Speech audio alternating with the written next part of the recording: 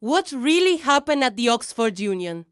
A highly anticipated debate between India and Pakistan descended into a chaotic mess of accusations and counter-accusations.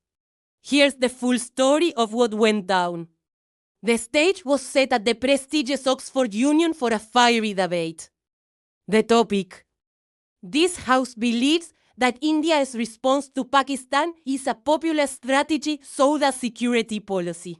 A pretty charged topic, right? But just hours before it was supposed to start, the whole thing collapsed. So, who's to blame? Well, that depends on who you ask. Let's start with the Indian side. Lawyer J Sai Deepak, who was supposed to be a key speaker, took to social media with a detailed account. He alleges a deliberate Pakistani gambit to avoid the debate altogether. According to Deepak, the travel started early on. The original high-profile Indian speakers, including former Army Chief General Naravain and Dr. Subramanian Swamy, had to pull out just 2 days before the event due to prior commitments. This sent the Indian side scrambling for replacements. Deepak, along with UK-based speakers Monu Kojuria and Satish K. Sharma, stepped up on very short notice. Then, on the day of the debate, November 27th, things got even weirder.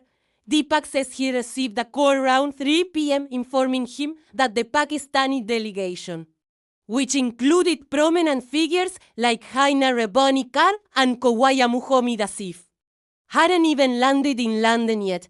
Hearing this, the Indian team, who were on their way, decided to turn back. It seemed pointless to travel all the way to Oxford if their opponents weren't even in the country. But here's the twist. A short while later, Deepak claims he received confirmation that the Pakistani delegation had, in fact, landed and was already checked into a hotel in Oxford. This led him to launch a blistering attack, accusing the Pakistani side of deserting the battlefield before the battle begins.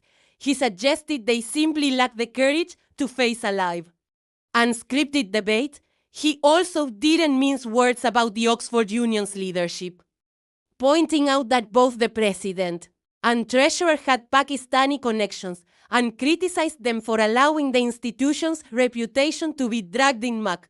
Indian politician Priyanka Chaturvedi also weighed in, tweeting that Pakistan was crying again and had once again proved to be liars. Now, let's look at the other side of the coin.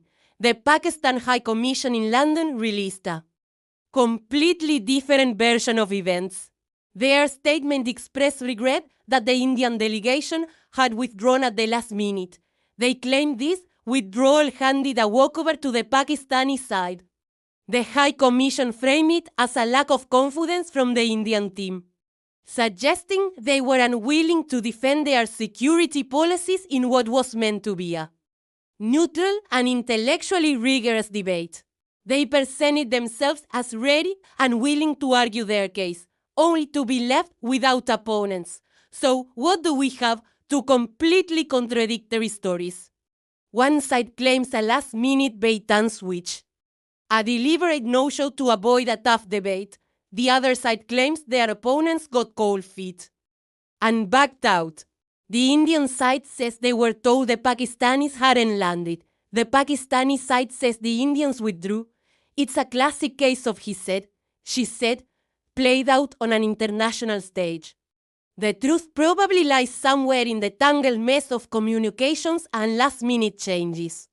Was it a strategic maneuver, a massive organizational failure, or just a series of unfortunate miscommunications? We may never know for sure. What is clear is that a golden opportunity for dialogue, however contentious, was lost. Instead of a battle of wits and ideas at one of the world's most famous debating societies, we got a war of words on social media. It's a shame for everyone who was hoping to see a real, substantive discussion. What do you think really happened? Was it a clever gambit or a colossal blunder? Let me know your thoughts in the comments below. Thanks for watching. And if you want to stay updated on stories like this, Make sure to subscribe to the channel. See you next time.